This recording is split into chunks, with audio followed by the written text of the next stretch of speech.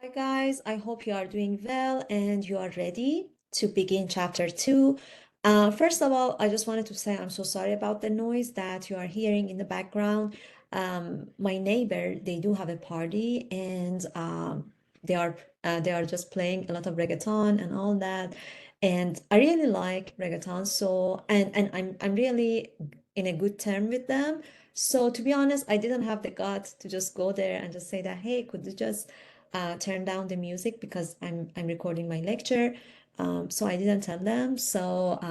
And I'm so sorry about the noise. I mean, I hope you could understand the lecture today, even though with the noise and all that.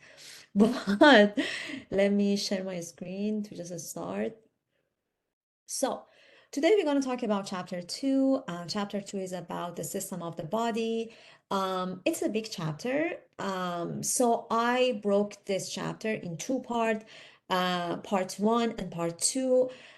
In general, health psychology, it just meant to be fun. It's not a hardcore course. It is just very fun. It is just, I would say, it is easy peasy. It's not that kind of advanced course. So the only chapter that can be challenging for this course gonna be chapter 2. So, and that's why I just broke everything down for you in two parts and also different sections. I'm hoping that you would check the book because your book did a great job in describing and explaining everything. I'm just doing my best to just give you some hints and cues to just understand the material better. But the main parts, it would be you. You have to just read the book and the lecture to just be ready to answer a quiz question. So let me begin.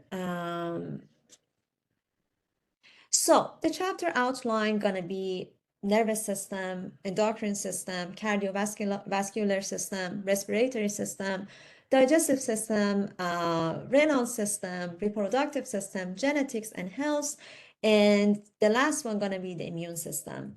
We're gonna cover the first four outlines, which gonna be nervous system, endocrine system, cardiovascular system, and respiratory system in this week. But the rest of them, they're going to be for the next week, if that makes sense. And your quiz is going to be based on this four. It's not going to be based on the rest.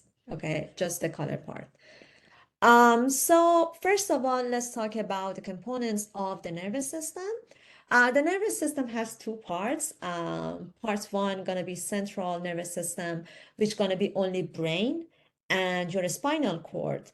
So basically, it is. I mean, it's just very important. Like central nervous system, it is just commonly called CNS, and CNS is just very important because it is just responsible for a lot of voluntarily nerve impulses because yeah, duh, we do have brain here, right? So it should be a lot of important responses and impulses. Then comes the spinal cord, which like you know that some of them it is like involuntary from spinal cord. Another part of nervous system, another big part of that is peripheral nervous system or PNS. So just try to memorize. We do have CNS, which gonna be brain and spinal cord. Then we have PNS, which gonna be somatic nervous system and autonomic nervous system. I guess you are familiar with these two terms from your biology classes, especially those folks who are from biology department. But one nervous system gonna be sympathetic nervous system, and the other one gonna be parasympathetic nervous system. And each of them, they do have different responsibility. Read the book, and also I'm gonna put some informative videos for you, so this way you're gonna just understand the nuances and you're gonna just comprehend the whole idea of nervous system. But as of now, and for the sake of health psychology, just know about CNS and PNS and their like different criteria and subcategories. Here you can see different part of the brain. So there are like two way of looking at the brain. One of them gonna be cross-sectional diagram, another one gonna be surface diagram. Like you can see here, a brain has different parts. If you already took developmental psych with me, we talked a lot about the brain. You can see here frontal lobe, it is very important for judgments. Then you can see, for example, here temporal lobe, and like other parts of the brain, which all of them, they do have different responsibility. But let's look at cross-sectional diagram. Here you can see a spinal cord, right? It is a part of CNS, so memorize that. What else? Here we can see again cerebral cortex. My goodness. The music actually distracting me, so I'm so sorry. But yeah, and here you can see thalamus, which is just very important for different purposes. We're gonna talk about this soon. There is a video here. It is very informative. It's gonna show you different parts of the brain. And for now, this is all about the first section.